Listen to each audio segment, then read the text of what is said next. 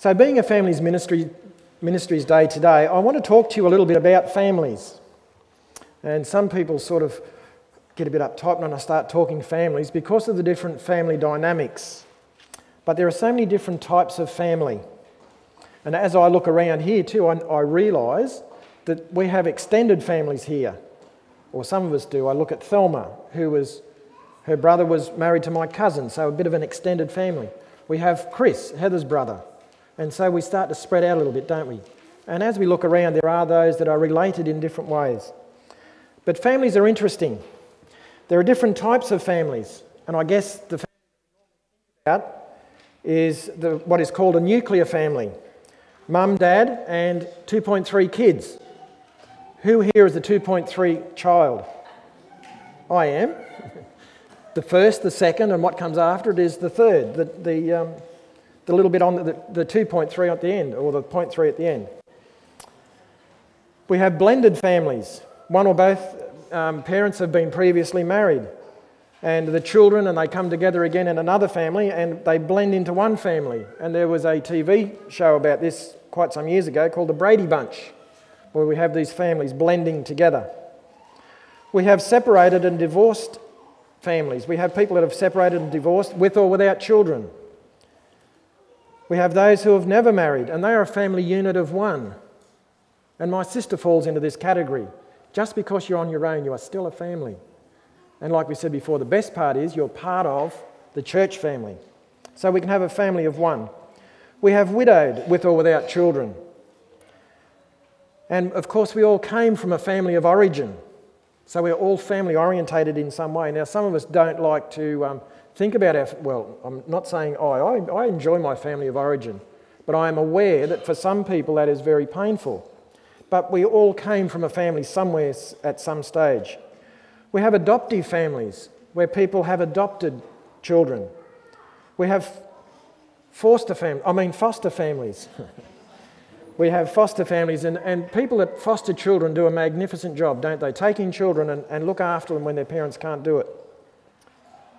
We have dysfunctional families, unfortunately, and probably there are more dysfunctional families than we care to realise. And I was reminded this morning that we also have parents with no kids. My family reminded me of that one. We have parents with no kids. And these are all different types of families. But I wonder what God's ideal of a family was in the first place, or is at this stage. And if you follow on the screen, we're going to look at some verses rather quickly. So we'll watch them on the screen probably rather than turn to them. If we come to Genesis 1 and verse 27 and 28, we remember that how God had been creating the world. And so in verse 27 it says, "So God created man in his own image. In the image of God created he him." The interesting part, male and female created he them. "And God blessed them, and God said unto them, Be fruitful and multiply, and replenish the earth and subdue it." Now, I'm not quite sure why that word replenish is used there. That to me indicates that something had been and had to be replenished. You know, if I have a drink of water, I drink it, then I need it replenished. But anyway, God was giving the ideal.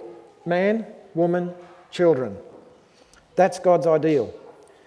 And if we go on a little further in Genesis 2 and verse 24, and because God has put this in place, he says, "Therefore shall a man leave his father and mother, and shall cleave unto his wife, and they shall become one flesh."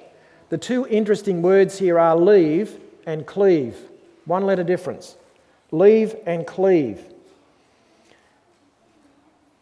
In Mark 10 and verses 6 and 7, it also talks about this same idea.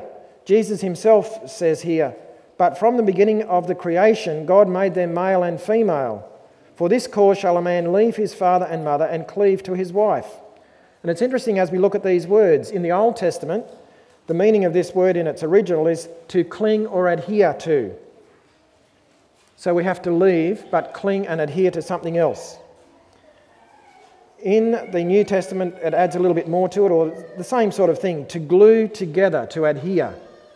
And so God's ideal is that we leave our parents and we cleave to our husband or our wife.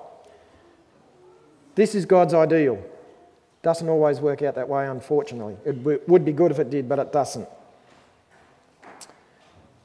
This idea of leaving and cleaving, sometimes when I've been talking to people and they might be in their 40s or 50s and they'll be having problems where they are still under the influence of their parents are still manipulating and controlling their lives. And I've often asked the question, when did you leave home? And you think about it, sometimes we don't leave home for quite a long time, and we need to leave. We need to put our family of origin behind us. Doesn't mean we have nothing to do with them, but we need to start living our own lives. And so there's this idea of leaving, but we must try and cleave to our partner that we have selected. But it doesn't always work out, does it? Once sin entered the world, even perfect families go wrong. We think of our first family, Adam and Eve. Perfect family. God had just finished creating them. Perfect. They lived in a perfect environment. Could you have gotten anything better than the Garden of Eden to live in? Perfect. Perfect pair, perfect place to live. Sin enters the world, and what happens? Have a look at Genesis 4, verses 8 and 9. Remember how that when they were turned out of the garden, that they began to have children. The first two children, Cain and Abel. And Cain talked with Abel, his brother. And it came to pass when they were in the field that Cain rose up against Abel, his brother, and slew him. This is just one generation from perfection. And we have problems entering into the marriage or into the family unit. Just one, not even really a generation. And we have problems within that unit. I think of Noah and his family. Noah was a great guy. God selected him, the only righteous man on the earth at that point in time. What was the population of the world at that time? It has been estimated it was probably close to what it is today. I'm not going to go there. If you believe it, that's great. I've read that 2 or 3 times where because of the length of time that man was living and the generations and so on, it is well estimated that the population could have been very close to what it is today. Here is Noah, a righteous man. In Genesis 6 and verse 9, these are the generations of Noah. Noah was a just man and perfect in his generation. And Noah, what else? Walked with God. Perfect man. The flood comes. Him and his sons, they're the only ones that are saved. They come out of the ark. And it says in Genesis 9, 20 and 21, and Noah began to be a husbandman or a gardener and planted a vineyard. And he drank of the wine and was drunken and was uncovered within his tent. Here is a righteous man, a family unit with a righteous man leading it. And after all he's been through, and then he turns to alcohol. And we see alcohol abuse today in our family units. I think of Lot's family. And if we look in Genesis 19, 35 and 36, we find that here in the Bible is an instance of incest in the family unit. Now and they made their father, this is Lot's 2 daughters, they were concerned that there was going to be no family to follow on after them. And so they made their father drink wine that night also. And the young one arose and went in and slept with him. And he was that drunk that he didn't even know when she came in, what happened, or when she went out. And the other daughter did exactly the same. Thus were both the daughters of Lot with child by their father. It doesn't take long, does it, in the scheme of things for the family unit to start to deteriorate. We have instances of family favourites. Do you have favourites in your families? If you're the youngest, who here is the youngest in your family? Is it good being the youngest? Do you get away with much? Sometimes they say that the youngest are spoilt. That's a sort of having favourites, isn't it?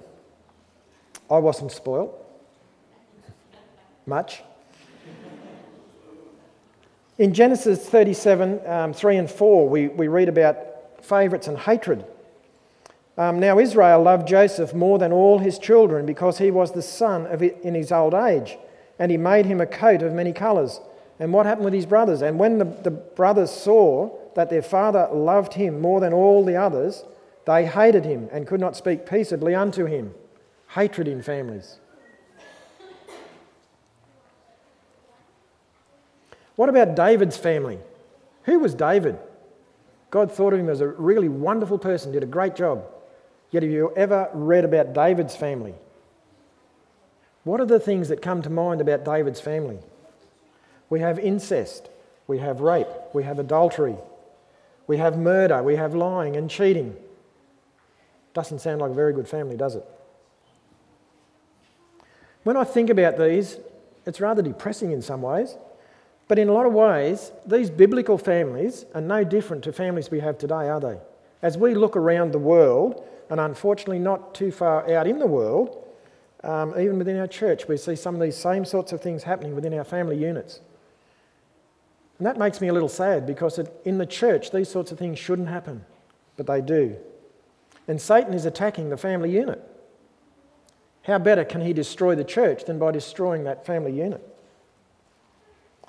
But let's not dwell on those negatives about family units. Let's look at some of the positives.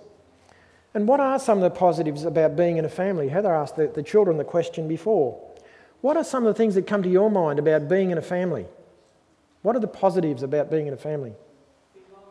Belonging, yes. Any others? Is it important to belong? Yes. Love and acceptance. We need to be loved and accepted by somebody. We need to love and accept others. In families, we need to make everyone feel welcome.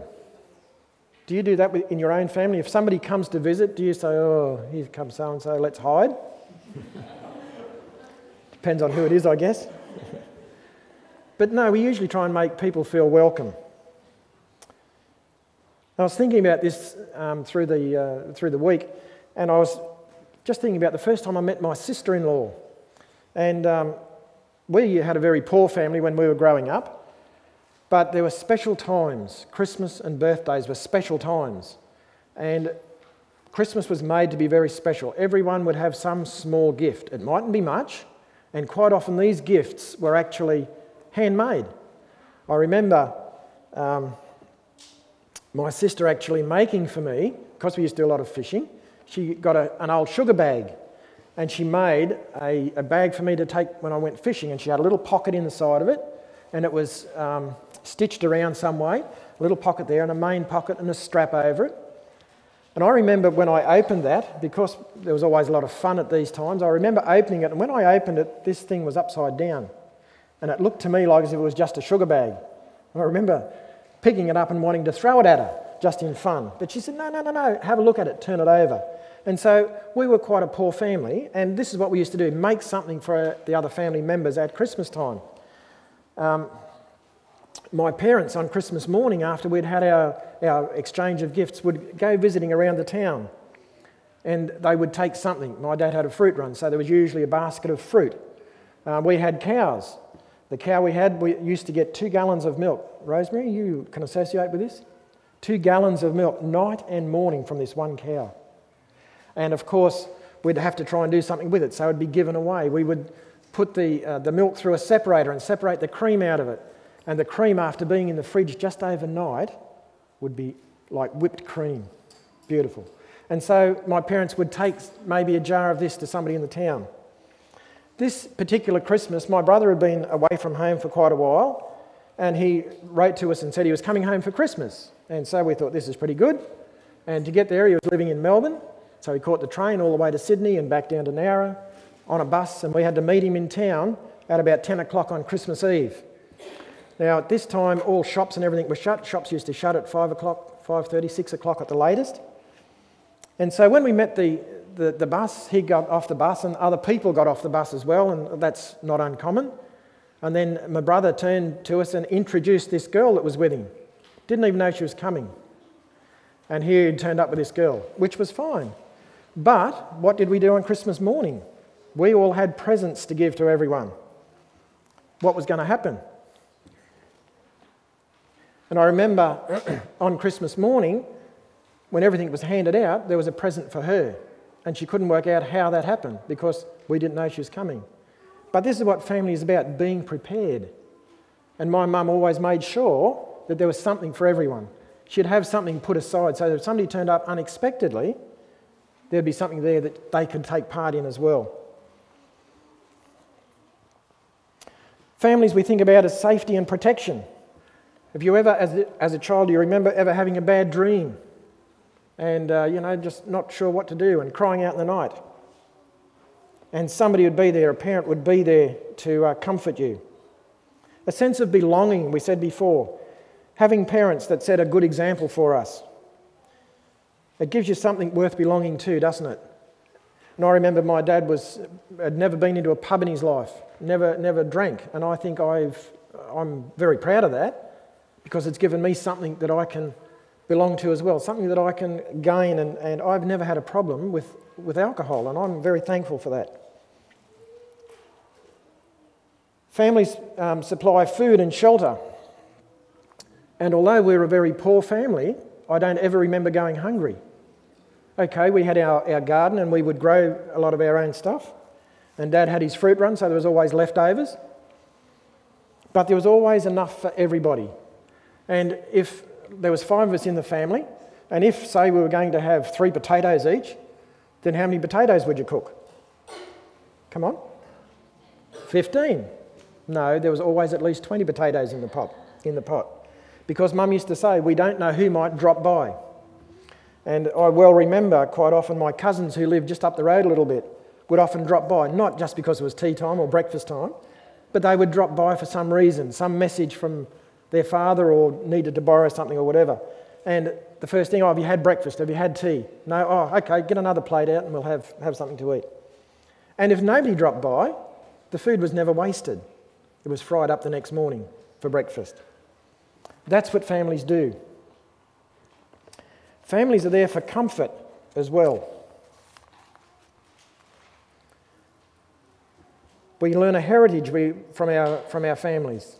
We learn the stories of our generations, and when I learn the stories of my generation or my previous generations, I find that heritage is so fascinating, and it gives me something to look to and to live up to, I guess, in lots of ways.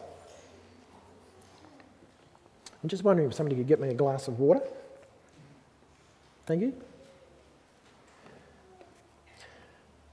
As we think about these families, what does the word family actually mean? What does it mean, the word family itself? If we look at the biblical meaning of the word, in its original, it just says that it's a circle of relatives. And that's a pretty good definition, isn't it? A circle of relatives. If we look up the dictionary, though, we find that it's a little bit more explanation with it. And some of the meanings that the dictionary gives is as follows. A group of people who are closely related by birth, marriage, or adoption. Sound good? A group of people living together and functioning as a single household. Also good. Usually consisting of parents and their children.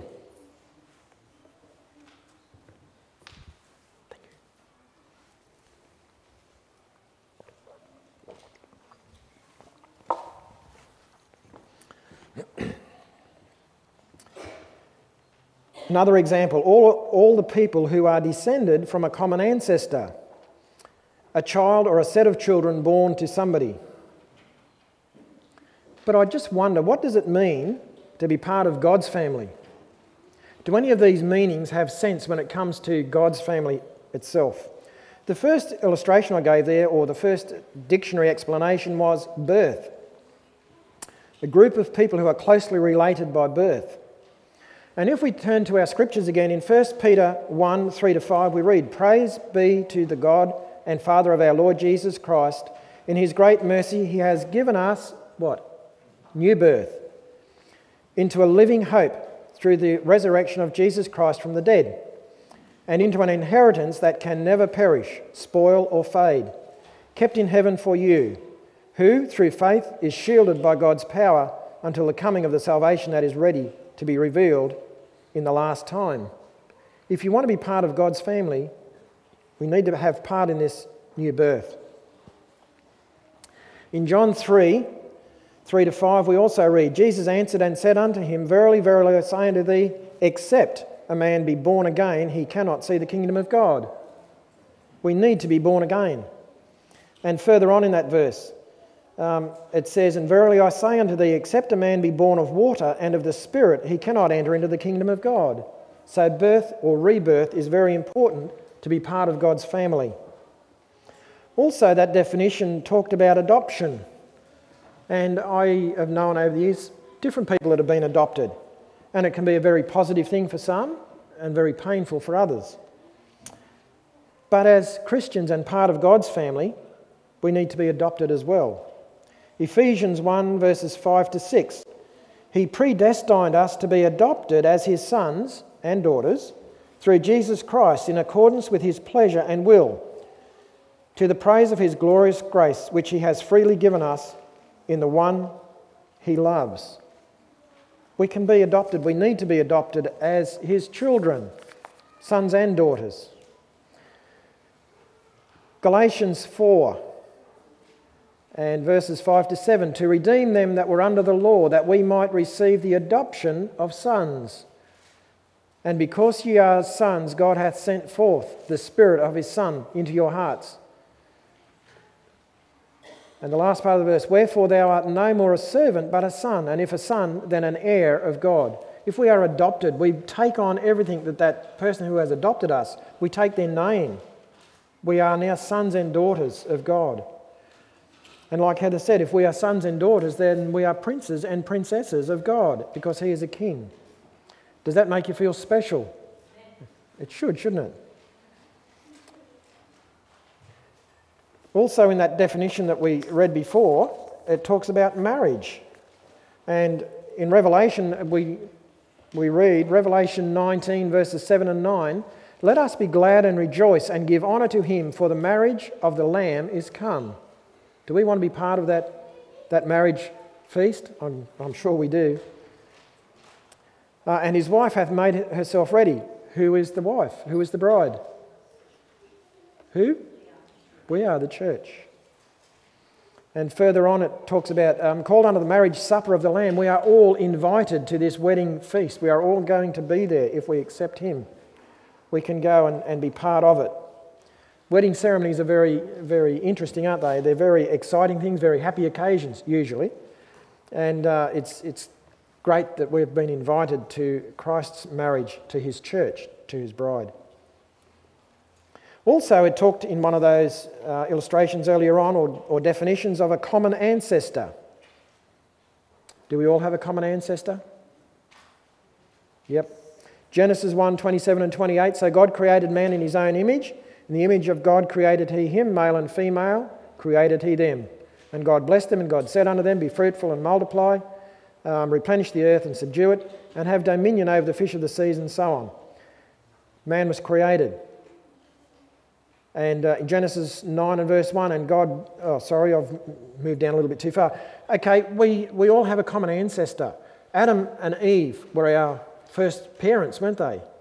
And the generations down to Noah were all descended from Adam. But okay, God wipes out the world, and what does he do again? He gives us another common ancestor that we can refer to. In Genesis 9 and verse 1, and God blessed Noah and his sons and said unto them, after they'd come out of the ark, be fruitful and multiply and replenish the earth. So we have our previous ancestors, although that generation was wiped out, all bar Noah, we still have that common ancestry, don't we? 1 Corinthians 15 and verse 22, for as in Adam all die, even so in Christ shall all be made alive. We all come from Adam, but we still have Christ who is going to allow us to live again. 1 Corinthians 15 and verse 45, and so it is written, the first man Adam was made a living soul, the last Adam was made a quickening spirit. We have the first Adam and the last Adam, Jesus himself. I guess for me the most important of these definitions is the one where it talks about living together and functioning as a single household. And unfortunately, this doesn't always happen in our own family units. We have a lot of tension sometimes, and if we have tension, we need to deal with it. And sometimes we have one situation where we're in a bad relationship and we get out of that, and then we get into another relationship, and that's just as bad as the first one. We get out of that into another one, and just as bad again. Why do you think that is? Why do we go from one bad relationship to another to another? I'd like to suggest that maybe we don't deal with the issues that we have. We take with us from relationship to relationship baggage. We have a bag with all this rubbish inside it. And we need to deal with that at some stage. If we don't, we go from that relationship, we take that baggage, we take it to the next relationship, we add a bit more stuff into it. And so I'd like to suggest that if you ever find yourself in that situation, that we deal with the baggage we have, not just take it from relationship to relationship. Let us read some verses here in Romans 12, 4 to 13. Just as each one of us has one body with many members, and these members do not all have the same function, so in Christ we, who are many, form one body, and each member belongs to all the others. Having then gifts differing according to the grace that is given us, whether prophecy, let us prophesy according to the proportion of faith. Or ministry, let us wait on our ministering. Or he that teaches, on teaching. Or he that exhorteth, on exhortation. He that giveth, let him do it with simplicity. He that ruleth with diligence. He that showeth mercy with cheerfulness.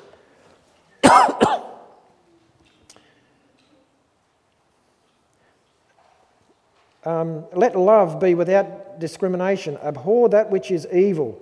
Cleave, there's that word again, cleave to that which is good.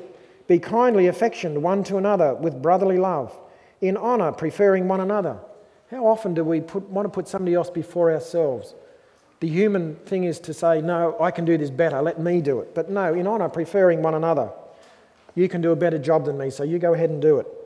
You deserve to do this or get this or receive that. Not slothful in business, fervent in spirit, serving the Lord, rejoicing in hope, patient in tribulation, continuing instant in prayer, distributing to the necessity of the saints, given in hospitality. When you think about this example, it's a good example for our church family. If we as a church could follow that letter by letter, how much happier our churches, not just our church here, but our churches in general would be. How much easier it would be when we come to church on Sabbath morning, knowing that we would have everyone else backing us up the way we want to do things as well. In our church family, just think for a moment, how can we function as a church better? Looking at those things we talked about before. We talked about love and acceptance. Do we as a church family love all those who come into our church? Do we accept them for who they are and where they are? Or do we expect them to live up to our standards of where we're at? Do we try and make everyone welcome in our church? Unfortunately, I had someone tell me just recently that someone came to our church here not too long ago and they were not made feel welcome. And that makes me very sad, because so often I've heard others say to me they feel very welcome in Penrith Church. But a person turned up here and they claim they'll never be back because they're not made feel welcome. Does that make you feel sad?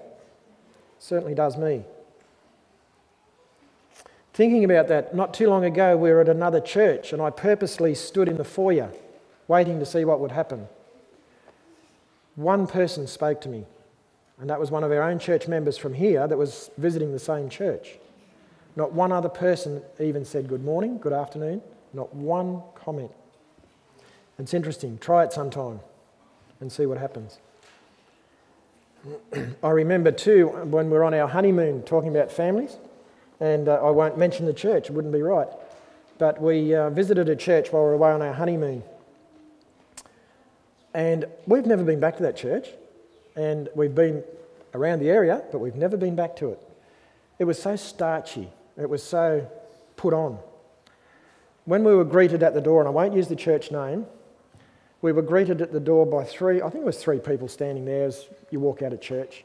And the first one, good morning, welcome to our church. Good morning, welcome to our church. Good morning, welcome to our church. Good morning, welcome to our church. Every person that walked past, that was their greeting. Good morning, welcome to our church. Not where are you from, you're staying long. No, it's just not nice. And so something for us to think about. If you see somebody standing in the foyer, go and approach them. I'm a very shy person, and I have found that quite difficult to do that. But it's not really that hard to just walk up to somebody and say, hi, how you going? And if you do that, be prepared if you ask somebody how they're going to get a negative answer. Because not everyone comes to church in a positive mood. Sometimes people come to church and they don't want to be here. I've been at church when I don't want to be here, but I have to be here, so I put on a good face. But it's interesting, if you ask somebody how you're going and the response is, I've had a lousy week, so many people say, oh, that's nice. They're not really listening. And if you ask somebody, how are you going today, and they say, look, I've had a rotten week, a lousy week, I'm feeling really whatever, be prepared to sit and listen to them, or find somebody that will sit and listen to them. It can mean quite a difference to that person. We talked before about safety and protection. Do you feel safe? Do your kids feel safe here in this church? I would like to think they do. We do our best to make sure our kids are safe. It's not perfect, but we do our best. We want our kids to be safe here. Do you feel that you belong here? Is this the sort of place you feel that you are part of and belong? Who does feel like that? Okay. I think the elders have got a bit of work to do here. Do you feel that you belong here? Is this your church and you belong here? I do. I think it's great. Okay, that's a bit better. Food and shelter we talked about before, and I guess what we need to think about here is not just the physical food, but we are able to do that when people come to us as a church, and it happens from time to time. They are finding it difficult, and we need to nourish those people with physical food, but also the spiritual food. We need to look after the spiritual needs of our church family. Comfort. Do we find comfort here in our church? When the chips are down, can people find comfort among our church members? Is there a shoulder to lean on here for them? What about our heritage? We have a wonderful heritage as an Adventist church. We need to be proud of it. Not conceited, but proud of it. And so I guess this morning my challenge for you is to ask yourself, what can I do to help people feel welcome here in Penrith Church? How can I make them feel accepted into God's family? What can I do to help feed people spiritually? Is there something more that I could do? What can I do to help in the running of the family of God? In a normal family, is it one or two people doing all the work? Unfortunately, it tends to happen that way quite often, and I've got to be careful what I say here. But we need to be able to help each other. And at church, we need the same thing. Church doesn't work with just one or two people leading out. Church works when we're all working together for the common good. I had to put that in because nominating committee is coming up. Please consider nominating committee. Church doesn't run by itself. We need you. We need you to do your part as well. After saying that, we recognise some people cannot take part in the running of the church. That's fine. But if we could just get people accepting the fact that this is a family, we need to do our part as well. And I guess, how can I show people I care about them personally? It's all right for me to stand up here and say all these things, but how do I care about you individually? How do you care about others within this family individually? Remember that families are not static. You don't just have this static family. It moves, it changes, and there's all sorts of challenges come and go. And I guess for me, it comes down to how would I like to be treated if I visited another church? And the verse that comes to mind is Luke 6:31. Do to others as you would have them do to you. So if you would like to be ignored when you visit somewhere else, if you'd like to be just left out like that, then maybe that's what you need to do here in Penrith. Please don't. But just think about it. How do you want to be treated? If you visit somewhere, do you want somebody to make themselves known? Do you want somebody to take you under their wing and so on? Then this is what we can do here as a church. And so this morning, I want you to just think about these things that I've shared with you. The challenge is there for you and I. What can we do to make our church family a better place?